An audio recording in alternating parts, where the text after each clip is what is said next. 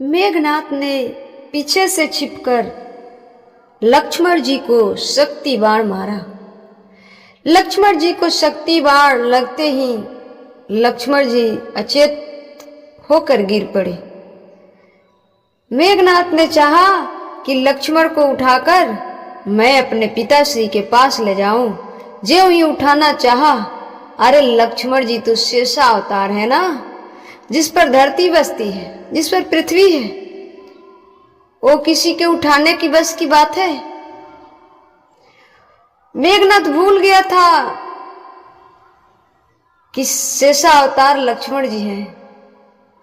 तब तक हनुमान जी ने आया और एक लात जमाई मेघनाथ को, और हनुमान जी ने कहा, दुष्ट, ये शेषा अवतार है, तुम जैसे दुष्टों से उठने वाले नहीं है। और हनुमान जी ने उठाया और भगवान के पास लेकर आए। भगवान जब देखे कि लक्ष्मण अचेत है, भगवान विलाप करने लगे।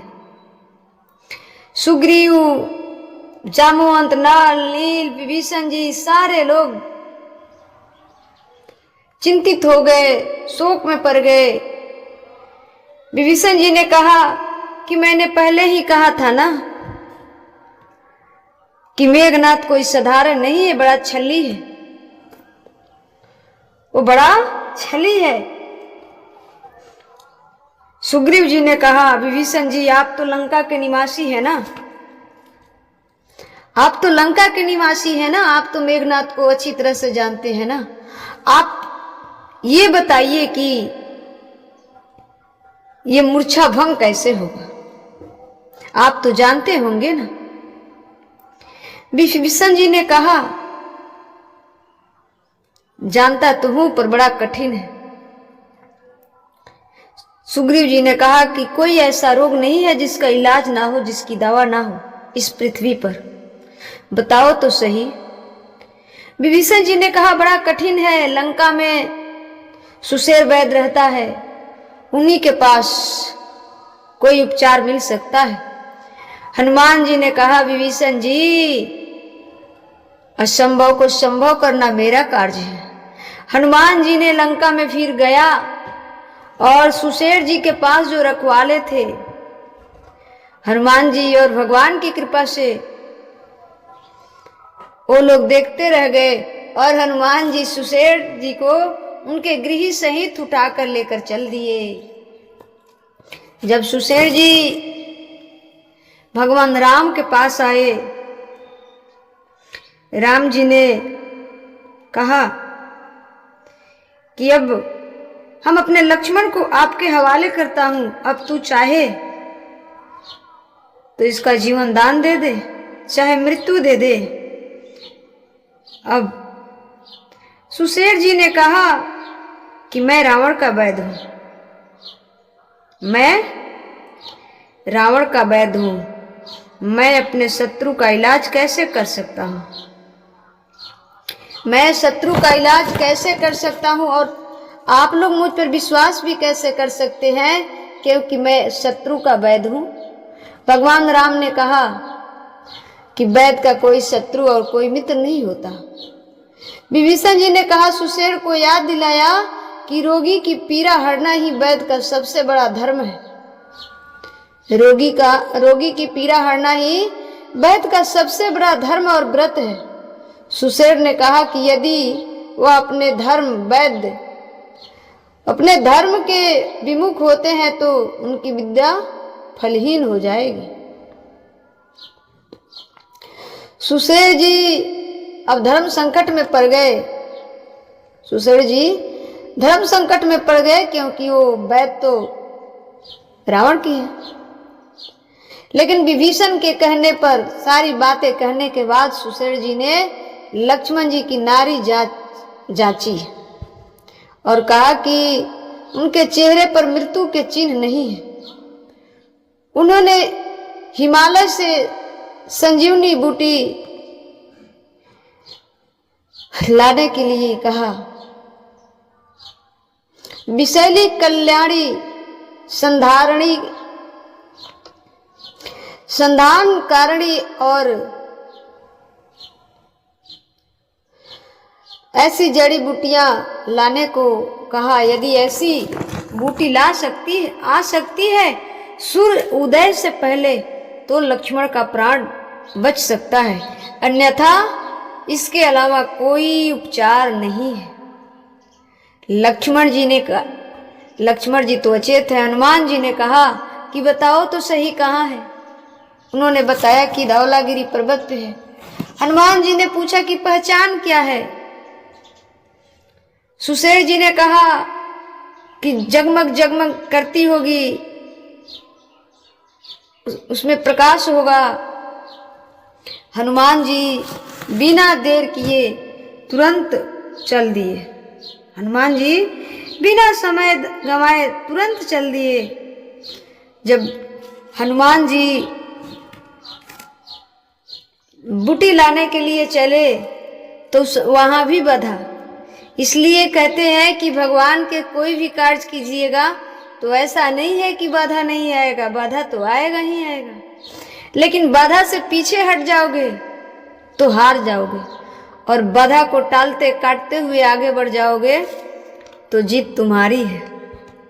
जीत तुम्हारी है। जब रावण ने काल नेमी को बैठा दिया था रास्ते में, रावण ने काल नेमी को बैठा दिया था।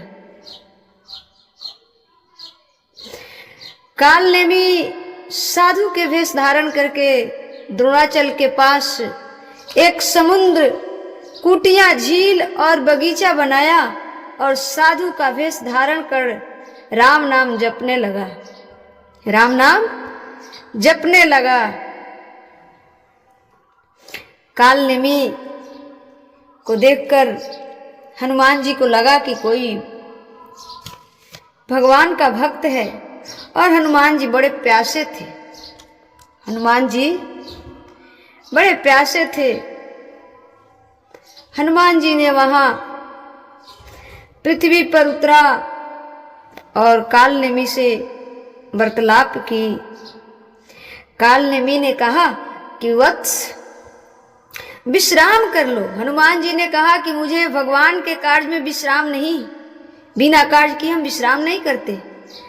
तो उसने कहा कि मैं भी जानता हूं कि राम के छोटे भाई लक्ष्मण को शक्ति बाण लगी है, मेघनाथ ने मारा है, और ये बूटी जरूरी है।